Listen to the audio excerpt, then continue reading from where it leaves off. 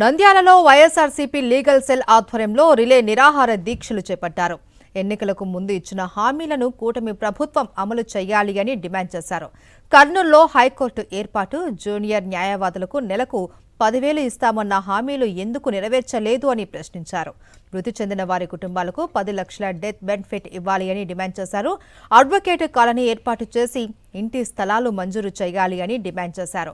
న్యాయవాదుల దీక్షకు వైఎస్ఆర్సీపీ ఎమ్మెల్సీ ఇషాక్ బాషా, మాజీ ఎమ్మెల్యే శిల్పా రవిచంద్ర కిషోర్ రెడ్డి, మాజీ ఎంపీ బ్రహ్మానందరెడ్డి సంఘీభావం ప్రకటించారు.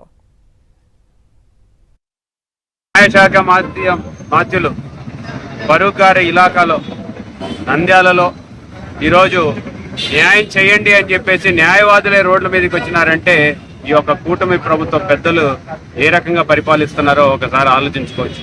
25 నెలలు అయింది అంటే నెలకి 10,000 రూపాయలు అంటే ఈ రోజు రాష్ట్రంలో ఉన్నటువంటి ప్రతి న్యాయవాదికి యువతకు ఈరోజు దగ్గరగా 2.5 లక్షల రూపాయలు అప్పు ఈ ప్రభుత్వం ఉందని చెప్పడంలో నేను నిజంగా ఈ ప్రభుత్వం పెద్దలందరూ కూడా సిగ్గుతో తలదించుకోవాల్సి వచ్చిన పరిస్థితి అని చెప్పాలి.